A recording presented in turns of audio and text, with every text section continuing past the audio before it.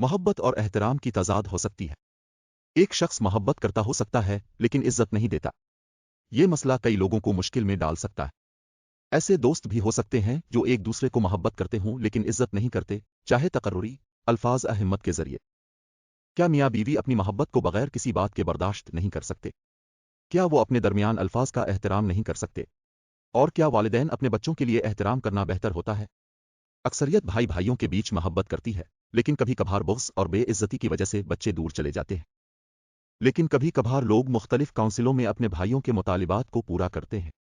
مہمان نوازی سفر اور دوستانہ روابط کے دوران بھی اہم ہے، لیکن گروپ کو حکم نہ دینے سے سفر میں مسائل پیدا ہو سکتے ہیں۔ کیا ادارے اور کمپنیاں بھی اسی مشکل کا سامنا کرتی ہیں؟ ایک مینیجر نے ملازمین سے محبت کی، لیکن ان کا احترام نہیں کرتا، ان کی کامیابیوں کا احترام نہیں کرتا۔ محبت کے نتائج میں سے ایک بے